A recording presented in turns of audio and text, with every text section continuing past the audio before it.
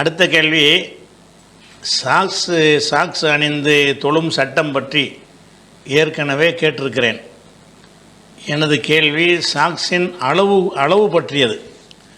கீழே உள்ள லிங்கில் காட்டியது போல் ஒரு லிங்க் அனுப்பியிருக்காரு, அது லிங்க் நம்ம ஓப்பன் ஆகல. காட்டியது போல் கணுக்கால் தெரியும்படியான சாக்ஸில் மசகு செய்தால் கூடுமா?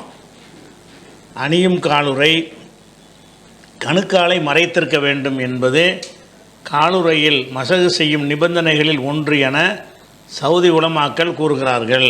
இதை பற்றி விளக்கவும் கேட்குறார். அதாவது காலுறை அணிகிறோம்ல, காலுறைங்கிறது துணியினால் சாக்ஸனமாக அணிகிறோம்.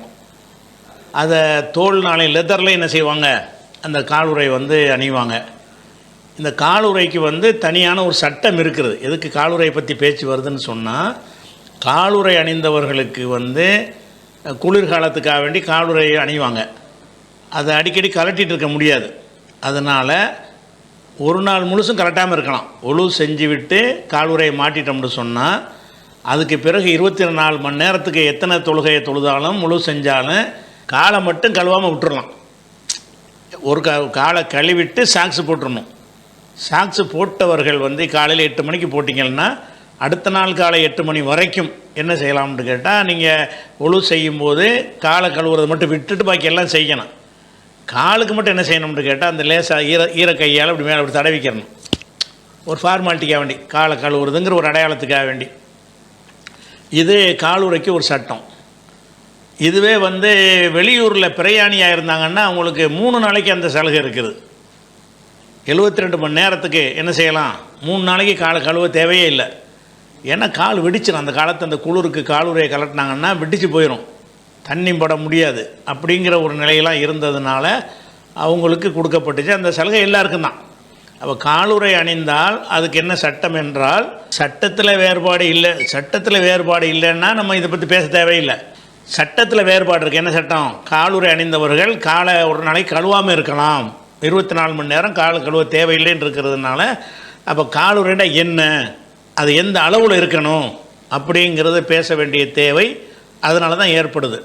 இப்போ இந்த காலுறைங்கிறது அந்த கிரண்டை கால் இருக்கல, கிரண்டை மொழி பாதத்துக்கு மேலே இருக்கும்ல, அதுக்கும் மேலே இருந்தால் தான் அதுக்கு பேர் காலுறை. அது கீழே போச்சுன்னு சொன்னால் அது காலுறையில் வராது என்று சவுதி உலமாக்கள் சொல்லுகிறார்கள். அது என்னன்னு கேட்குறாரு. அவங்க சொல்வதற்கு நேரடியாக ஒரு ஆதாரம் இல்லாவிட்டாலும் அந்த கருத்தை புரிந்து கொள்ளக்கூடிய வகையில் ஆதாரம் இருக்கிறது. சாக்ஸ்ன்னு சொன்னால் கரண்டைக்கு மேலே தான் இருக்கணும். கரண்டை இருக்கிற 2 பாதத்தில் மொழி மாதிரி நட்டிக்கிட்டு இருக்கும்ல, அதையும் மறைக்கும் வகையில் ஏற்றி இருந்தால் தான் அதுக்கு பேர் காலுறைன்னு வரும். அது எங்கேருந்து எடுக்கலாம்னு கேட்டால், புகாரில் 134வது ஹதீஸில் என்ன இருக்குன்னு கேட்டால், அதாவது இஹ்ராம் அணியும் போது உள்ள ஒரு சட்டம். இஹ்ராம் அணிந்தவர்கள் என்ன செய்யக்கூடாது, சட்டை அணியக்கூடாது, தலப்பா போடக்கூடாது, பேண்ட் போடக்கூடாது, தொப்பி போடக்கூடாது, அதே மாதிரி குங்கும சாயம் அந்த மாதிரி ஏற்றின ட்ரெஸ்ஸு போடக்கூடாது. அதே மாதிரி செருப்பு போட்டுக்கிறலாம், செருப்பு கிடைக்காட்டி காலுறை போட்டுக்கலான்னு வருது. இதுதான் பிரச்சனை. அதாவது இஹ்ராம் அணியும் போது தைக்கப்படாத ஆடை தான் அணிவாங்க. அணிஞ்சிக்கிட்டு செருப்பு போடணும். செருப்புங்கிறது ஷூவுக்கு வித்தியாசம் உள்ள. செருப்புன்னா ஓப்பனாக இருக்கும், கீழே மட்டும் மறைக்கும், மெத்தெல்லாம் ஓப்பனாக இருக்கும். அந்த செருப்பு ஒருத்தர் கிடைக்கல என்று சொன்னால் அவர் காலுறை அணியலாம்ங்கிறாங்க ரசூல்லா. காலுறைங்கிறது ஃபுல்லாக கவர் பண்ணக்கூடியது.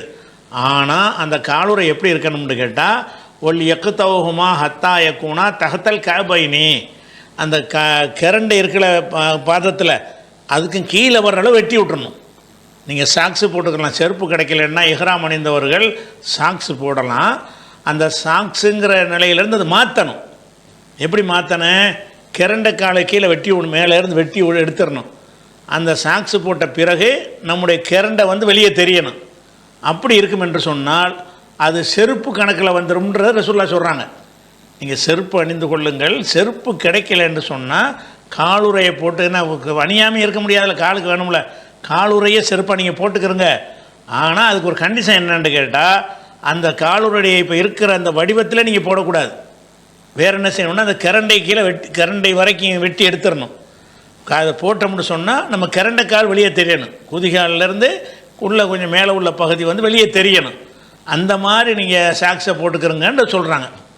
அப்போ இந்த சாக்ஸு என்பது கரண்டை கீழே வந்துருச்சுன்னு சொன்னால் சாக்ஸுங்கிற அந்தஸ்தில் இருந்து மாறி செருப்புங்கிற ஒரு அந்தஸ்துக்கு வந்து விடுகிறது. செருப்புக்கு பதிலாக அது அணியலாங்கிறாங்கல்ல. நீங்கள் இஹ்ராம் அணிந்தவரை சாக்ஸ் அணியவே கூடாது, ஆனால் செருப்பு அணியலாம். சாக்ஸு அணியலாம் ஒரு கண்டிஷனோட. என்ன கண்டிஷன் அது? கரண்டைக்கு கீழே வர்ற அளவுக்கு என்ன செய்யணும், வெட்டி எடுத்துடணும். அப்படி போட்டியெல்லாம் ஒரு செருப்பு மாதிரி டைப்பில் வந்துடும். அப்போ அதில் என்ன விளங்குதுன்னா, இந்த காலுறை வந்து கரண்டையையும் மறைக்கும் வகையில் இருந்தால்தான் அதுக்கு பேர் வந்து காலுறைன்னு சொல்லப்படும். அந்த காலுறைக்குரிய சட்டம் அதுக்கு தான் வரும்னு சொல்கிறாங்கங்கிற இடத்துல சவுதியில். அந்த கருத்துக்கு இந்த 134வது ஹதீஸில் இருந்து நம்ம 134 மட்டும் இல்லாமல் 366, 1543, 1838, 1842, 5794, 5803, 5805, 5806, 5852 இவ்வளோ இடங்களில் புகாரியில் என்ன இருக்குது, ஹதீஸ் இருக்குது. அதனால் வந்து சாக்ஸுங்கிற சட்டம் எப்போ அமுலாகும்னு கேட்டால் கரண்டைக்கும் மேலே இருக்கணும். கரண்டைக்கு மேலே என்ன செய்யணும், அந்த கட்ஸா ஷூ மாதிரி போடுறாங்களோ அது கூட அடைக்கணும். முழுசாக மேலே வரைக்கும் முழங்கால் வரைக்கும் இருக்கணும் அவசியம் கிடையாது. கரண்டையே மறைக்கணும். அதுக்கு மேலே உங்கள் வசதியை பொறுத்து எவ்வளோ நாள் கூட்டிக்கிடலாம், குறைச்சிக்கிடலாம். ஆனால் கரண்டே கவர் பண்ணி இருந்தால் தான் அது சாக்ஸில் அடங்கும். அப்படியான சாக்ஸு போட்டால் தான் நீங்கள் சாக்ஸில் மசகு செய்கிற ஒரு கழுவாமல் மசகு செய்யக்கூடிய சட்டம் அதில் கிடைக்கும்னு நினைக்கிறேன்.